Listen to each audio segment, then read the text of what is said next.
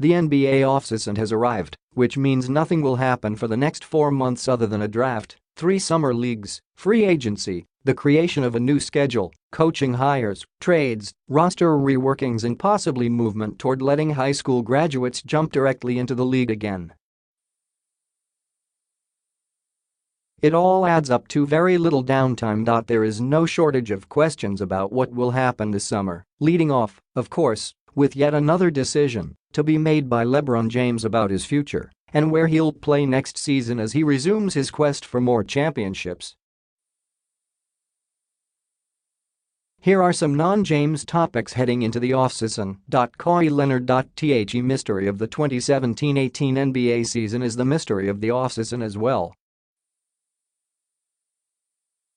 Leonard played in only 9 games for the Spurs this season while dealing with a leg injury, the specifics of which are a closely guarded secret even by San Antonio's notoriously tight-lipped standards. He could get a supermax deal, he could get traded, he might still be hurt. But the Spurs and the league need answers because he can change a lot of directions in a hurry. Coaches. The vacancies in Detroit and Toronto should be filled soon.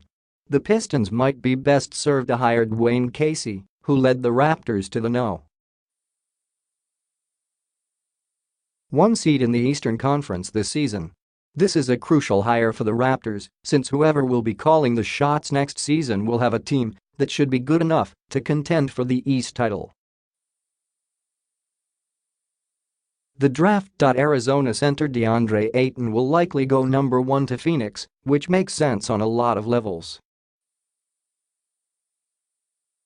The intrigue really starts there. Does Vlade Divac use the number 2 overall pick and bring Luka Doncic, the young Slovenian who has been talked about as a can't-miss NBA star for some time, to Sacramento? What does Atlanta do at No. 3? Inevitably, someone will move up on draft night, and that probably means an established player, or players, will be on the move. Gambling. The Supreme Court ruling already has bets on games being placed in Delaware, and more states will be following suit soon.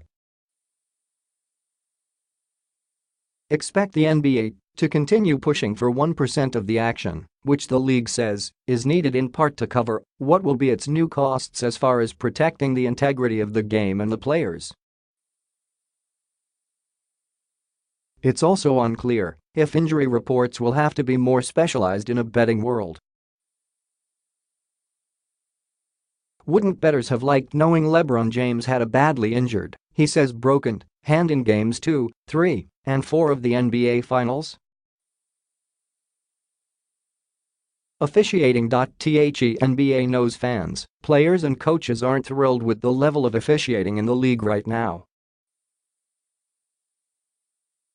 This will absolutely be a big topic, maybe the primary topic, when the Board of Governors meet in Las Vegas next month.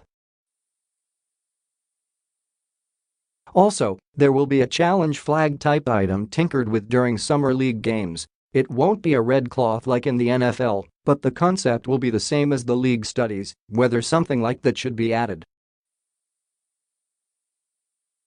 The Lakers. Magic Johnson and Rob Pelinka should have about $62 million in cap space to go shopping with when free agency opens July 1, including for James, meaning the Lakers could get transformed and become a playoff team again in a hurry. Expect them to use the number 25 pick in the draft on a three-point shooter, since no team can surround James with enough of those. Chris Paul and Paul George. Again, like so many other topics, the futures of Chris Paul and Paul George will probably have some impact on whatever James decides to do this summer, or vice versa.